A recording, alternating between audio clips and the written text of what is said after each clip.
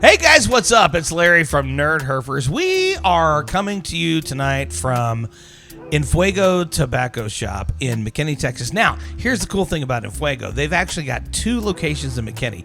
One is in downtown historic McKinney, which, by the way, if you've never been there, go there right now. Like, stop what you're doing and go there. It's so awesome. But this is the brand new lounge that is opened up at Alma and 121. So this is called Hub 121. And I'm sitting here with Ryan Palmer, who runs both of those shops. Ryan, thanks so much for being here, man. Hey, thank you for having me. Oh my gosh. So look, I have so many questions. We're going to get to many of them, probably not most because I have a lot of questions.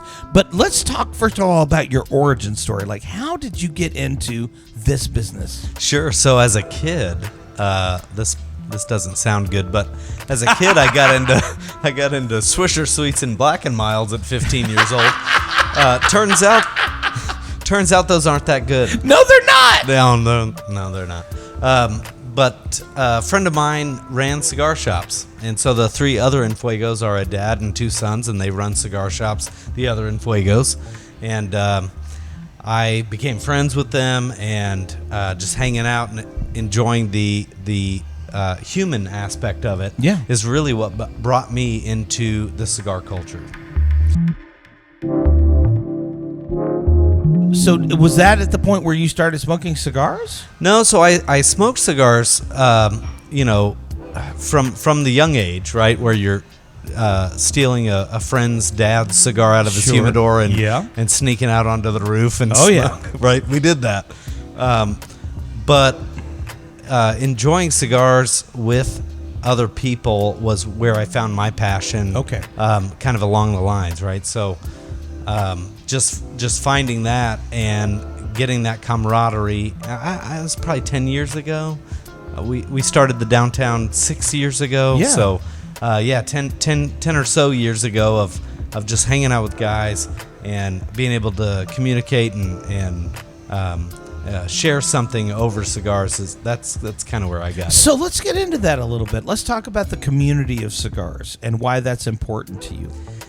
Well, so for me, my first experience was we started a kind of a book club around cigars, and for me, theology, and that was valuable to me. There was a poker club. This was at the Rockwall in Fuego. Okay, so that one's been around like 20 years now, almost. And so there's a poker group, there's a Bible study group, there's this, that, and the other group. So the leaf is what brings us together, but the people is the important part. And so however it is that people are going to come together and whatever it is that they're going to kind of coalesce around, cigars seem to be just something that allow people to do that in a way that they wouldn't do it otherwise. So you feel like cigars are sort of like an equalizer? Yeah, like just this common ground where, hey, we're sharing something, right? Yeah. So we have something in common.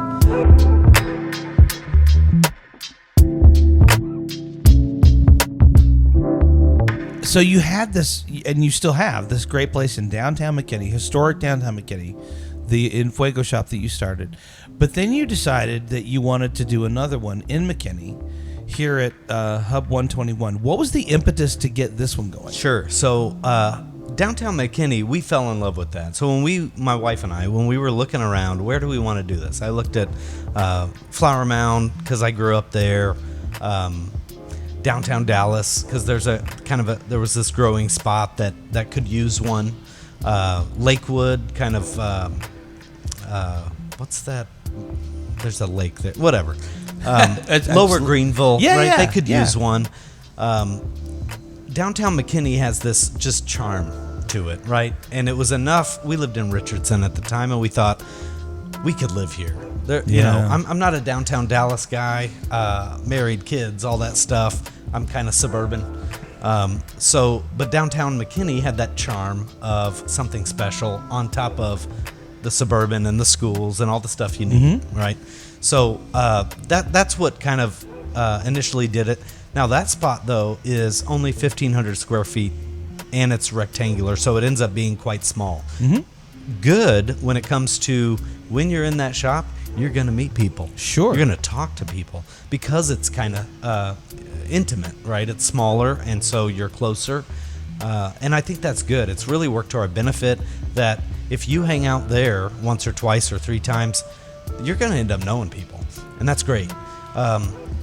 However, when it comes time to do the annual Drew Estate event, right? You've got Herrera Esteli, you've got Underground, you've got Liga Privada, Deadwood, all this stuff.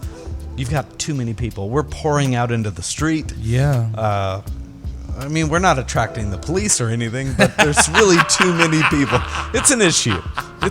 So, with this one, the idea was let's serve the McKinney community better with a bigger lounge. Mm-hmm. But 2, it was that lounge.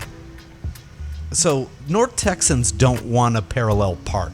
I don't know if you know that. Oh my God, that's so true. We don't want to do it. Yeah, that is so true. We don't know how, and we don't want to. We don't know how.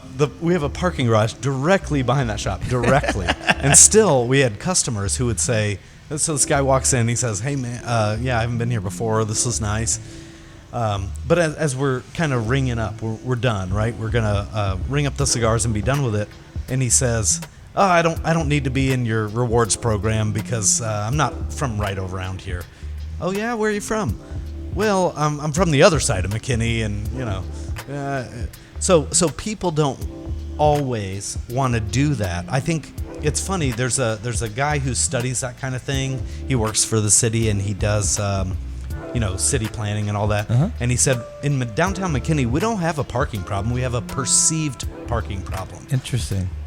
People in North Texas want to see the Nordstrom and they want to walk to that Nordstrom. They'll walk 1.5 miles, but they don't. So bottom line, I love that space. I live 1 mile from that shop. Yeah. I'm gonna stay there. I love it. But we need something to serve the rest of McKinney and Allen and Carrollton, and I mean you can drive to this space from a lot of because you are right on the cusp of Allen, Fresco, Plano. I mean you're right here, right by Craig Ranch, right by Twin Creeks and Allen. It's close enough because of 121, right? You can go 70 miles an hour. Sure. And you can hit it from so much of DFW, and it's bigger. So we can do our bigger events here, right? Mm-hmm. So Nick Perdomo's coming in August. We'll do our big annual Drew Estate event here in, March, April. And I just think that will serve us better as a cigar community.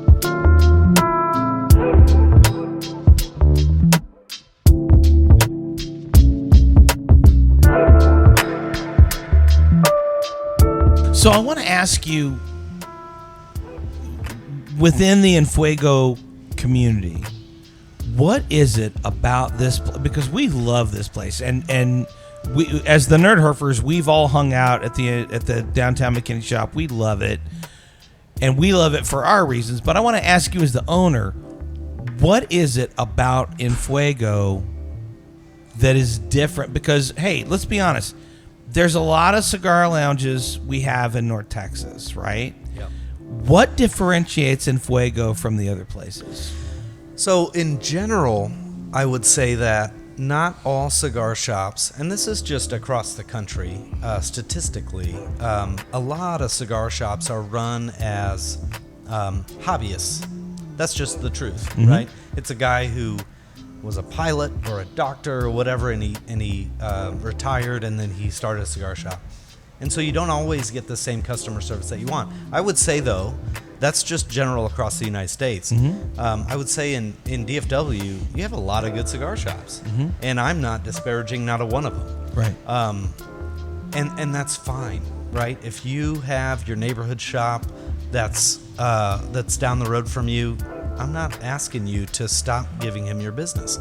But that is my passion, though, is to run this like a business in that I care about the customer service. So this is all I do, right? I don't have another job. Yeah. I'm obviously not an You're not a hobbyist. I'm not. I have not gained the wealth necessary to do this for fun. I do it for fun, but I'm 41.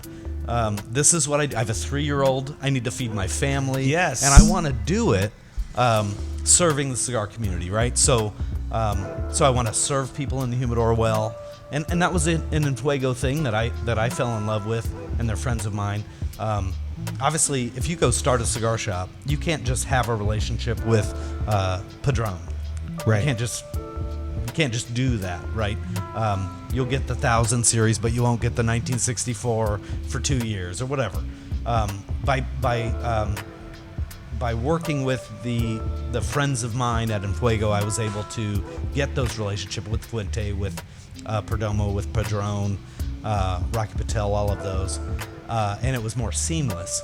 But I am focused on, with every person that comes in, not only, hey, what cigar is going to be right for you, or your significant other if you're doing a gift or whatever, but also like connecting people with other people. Yeah. The saddest thing, I go on too far, but the saddest thing to me, as I'm sure you know, you see a Facebook group. There's a guy in Midlothian or something who, he doesn't have a cigar shop. And so he's on Facebook. He's taking a picture of the cigar that he has with the pairing that he loves, and he's waiting for comments. That's all he's got for community. Yeah. And I'm not okay with that. I'm really not okay with that. I'm not okay with the Facebook society of like, we have friends, but we don't have friends. Yeah. I'm not okay with that. So I want to connect this guy. The main guy, El Jefe of En Fuego, is Larry Moore. He's in Murphy. You can go see him. But he told me when we started this, he said, hey man, you're going to have a guy come in and you know him. And let's say he's Bill. And Bill's going to go sit over there with a cigar, and you talk to him for a minute, and he went and sit down. And then this other guy, Matt, you know him, but Bill doesn't know him. Matt's going to go sit down in the other corner, and he's going to have his cigar. And that's just what guys do. They're going to sit 10 feet apart, and it's your job to say, hey, Bill, don't you fish on whatever, Lake Levon? And, hey, Matt, don't you, hunt over there? And you got to connect these guys, and that's your job. Yeah. And I think we need more of that in our society. Yeah. And I've seen more community built in this than I could have thought possible. It's phenomenal.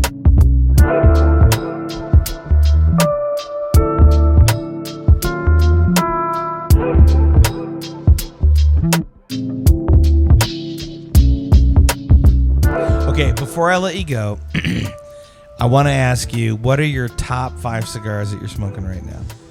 Because we all have our things that we go to, but I got to know, what are your top 5 right now? So, man, I try to smoke everything in the humidor. Sure. I want to know what we're doing, right? Because the cigar for you isn't the cigar for your buddy. Absolutely. Necessarily, right? I start most days with an Oscar Valadares 2012 Connecticut. Okay. Good coffee cigar. All of those, the 2012. So the leaf is how he got famous. Right? Yeah. But the 2012 has a loose draw. If you're not into that, then stop listening, because that's fine. But I love it. I want a loose draw. Yeah. The Connecticut's awesome for the morning. The Corojo and the Sumatra and the Maduro are great too. I start most days with the Connecticut. All right. Padron 64. That's just my number one go-to. I think the 1000 series is the most underrated cigar in the humidor. Okay. But the 64, I still say, bang for your buck, best cigar. I mean, unless you want to get Family Reserve and all that, but I'm a 64 natural. That's mine. Okay. For as I get into the evening, there's a few great ones. Ashton Aged Maduro, I think is one that looks dark and intimidating to new guys, but one that is approachable to all. Okay. And I think people should try that. And what is that one again? Ashton Aged Maduro. The Ashton Aged Maduro. Yeah. Okay. It's a dark rich, but it's just mellow, and it's not a nicotine bomb. Yeah. What is that? One, two more. 3. 2 more. So I would say, what's the other 2? I'm gonna say the Rocky Patel Sun-Grown Maduro. Oh yes! Because that's got some spice. Oh my gosh, that is richness. such a good cigar. I just dig that. Yeah. They draw test every single stick too, so I like that. Yeah. And then the last but not least, I would say would be the Perdomo 30th anniversary. I'm a sun-grown guy. The Maduro's phenomenal too. Okay. Either one, but I think the sun-grown really showcases the 15-year age tobacco. Pat would be so happy right now to hear you say that. It really does, though. It really does. That the Maduro's awesome, but the sun-grown really showcases that. Is that the Habano? The sun-grown Habano? Yeah. Oh, my God. That is such a good cigar. So absolutely. I dig that. Man, thank you so much for taking the time. Thank you for coming. You're a busy man, and we appreciate you sitting down with us. Thank you so much. Absolutely. Hey, guys, if you get an opportunity and you're in North Texas, let's come to En Fuego Tobacco Shop. They've got 2 locations. One is in historic downtown McKinney. The other one is where we are right now, right here at Hub 121. That's at Highway 121 and Alma Road. That's Ryan Palmer. When you come in, ask for him or any member of his staff. They are completely awesome. They've been so gracious to all of us. Ryan, thank you so much for letting us be here. Absolutely. All right, we'll see you next time, guys. Bye-bye.